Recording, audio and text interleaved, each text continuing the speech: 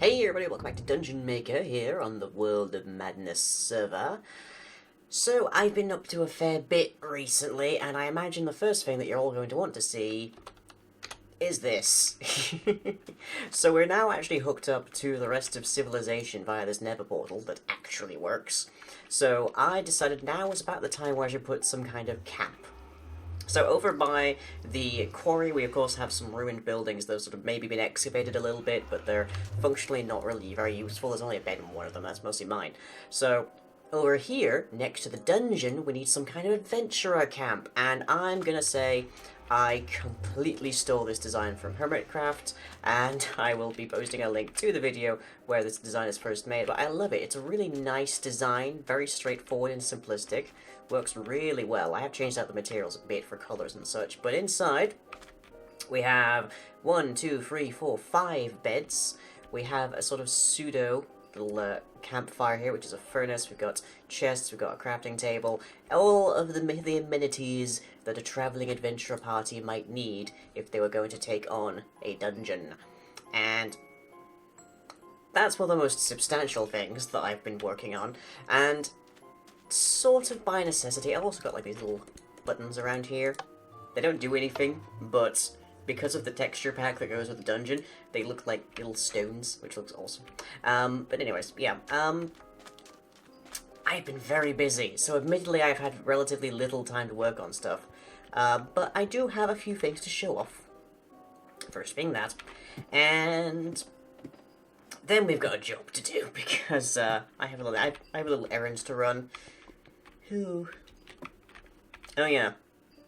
We officially have command blocks on the server to create custom crafters, which allows you to make things like spawners, but currently they are inoperable until Monkey gets around to fixing them in his busy schedule, and meanwhile it just waits. It waits to be a custom crafter. But if we dash down here and hang a right and follow the torches that I've conveniently left so that you guys can see anything, we can see this up here. So I have successfully fully decorated this entire door, and it's even now actually completely wired so that people can, well, I say people, so that it can actually be open and closed. Assuming that it just went properly, because that did not sound hopeful. Yep, there we go, perfect. So, yeah, same design as the other one, and you get through here, and you get into the second sanctuary zone, you get down to there. But what's also important to know is that around here, apologies for the momentary pitch blackness, jeez, is if I come down here, we can see the blocks laid out for the combination lock. So I haven't got the buttons installed just yet, and I'll tell you why in a very quick moment. But I've got all of this laid out, so I know where all the pieces go. I know which blocks are actually meant to be parts of redstone, because that's a very important thing when you're building in an area that lots of people are digging around and whatnot. And it's all set to go. It's a four-digit combination, so 16 possible combinations. Well, 15 possible combinations that it could be. So from there, 15 possible like combinations of buttons that players potentially have to try to use to brute force the solution. But there is a slight problem, which is that I'm pretty much out of redstone. So our job today, basically, is to go mining. And generally speaking, mining trips on camera are basically the devil as far as like Minecraft videos go, because you see one of them and you've seen basically all of them. They're kind of dull, they're very repetitive, they're more or less the same thing over and over and over. And I guess it sort of harkens back slightly here to like why I started doing time lapses. It was so that I could actually have like an accomplished task inside of a single video. Whereas previously, to do that, I pretty much had to do, like, 40-minute episodes of Never Expedition. But it does give me an opportunity to have a little chat about things. And I quite like having chats. I like having little conversations. And I know people put my videos in the background to listen to anyways. So you're not going to mind, I hope, too much if I go on a bit of a meander. looking for some redstone. Where are you located? You're off to my left. Okay, let's turn off the tomb textures. Give it a moment. There we go. Yeah, you're definitely to my left, so let's dig that way. Start things off as we need to go on. So, I thought that, well, I had a bit of a while to think, trying to come up with an idea of exactly what it would be that I should talk about. Where are you? You in front of me? No. Let's hear over this way. Above. Some iron, I'll take that. Gonna need iron on this trip. Did bring a spit pig. So, let me see. The first thing I thought I might talk about is how, like, death is both a boon and a curse inside of Dungeons & Dragons campaigns, which ties in quite nicely to our... Where are you? Dude. I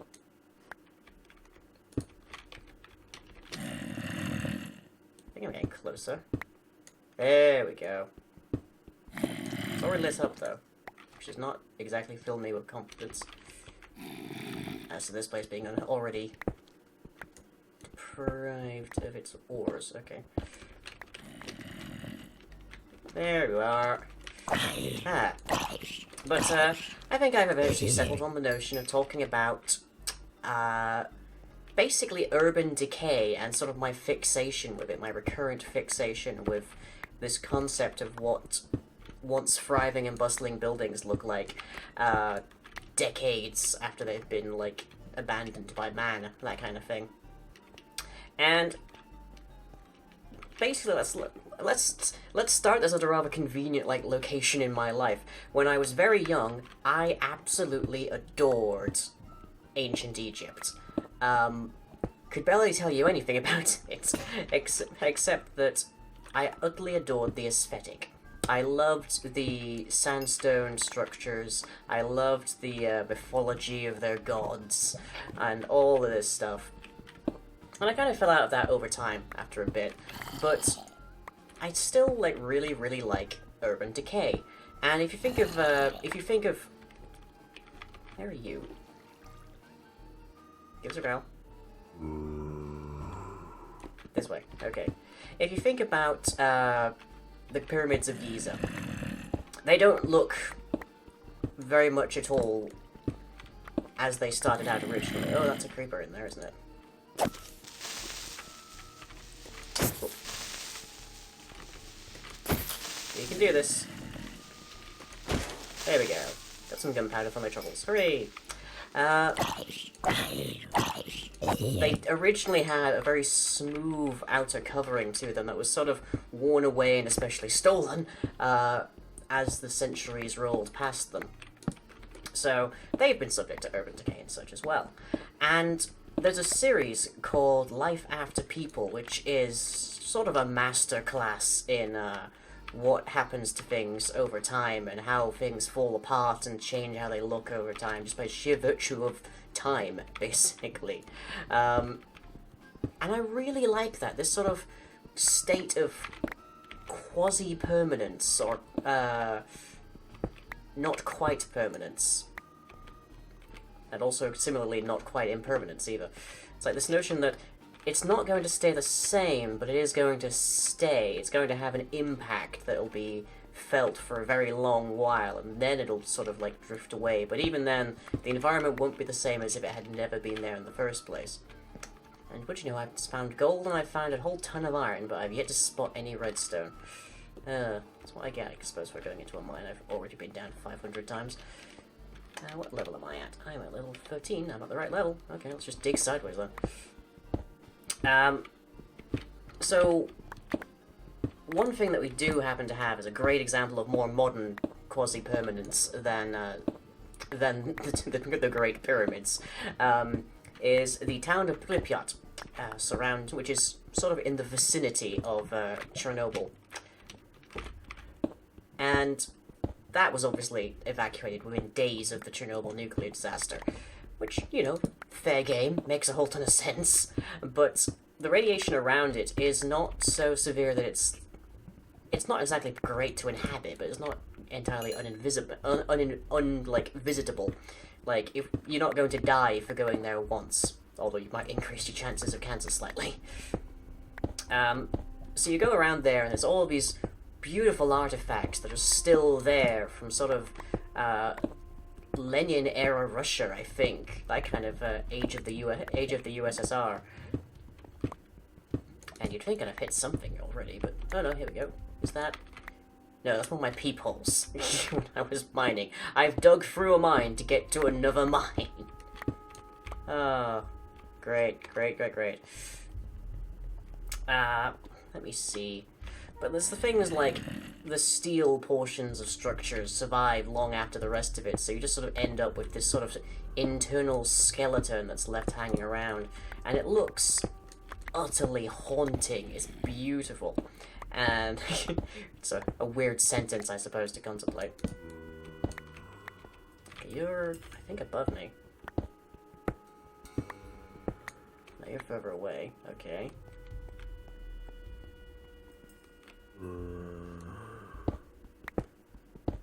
Over this way?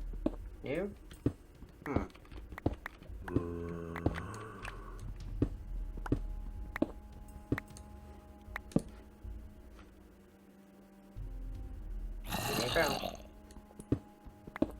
You're not very far.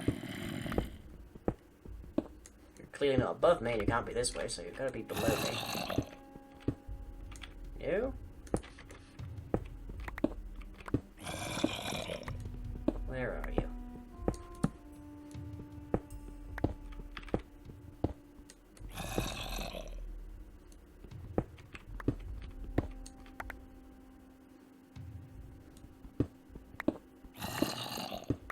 Why can I still hear you? Yeah, I have no clue where you are.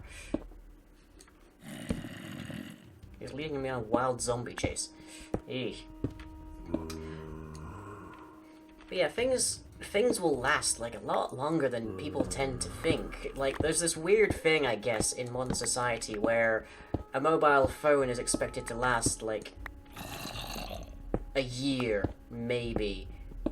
Point of note, my mobile phone has been lasting me for over 10 years at this point. But the reality is that whilst we will abandon these devices within, like, a year of them being created, time doesn't. If you dropped a mobile phone on a hillside, as I'm pretty sure one of mine might have been at some point in time, it will probably still be there. Maybe not entirely functional, but it'll still be there, like, after your lifetime. It's entirely probable that you'll end up having left this indelible mark on the landscape. Ooh, let me grab a torch for you. There you go. Indelible mark on the landscape by you just dropping a phone, which is such this, like, tiny little action that you wouldn't really consider in the slightest bit as, like, leaving your mark on history, but it is. It's really remarkable to think of just what kind of things change the world, I guess. Oh, no, that's not the one. Where the heck are you, zombie?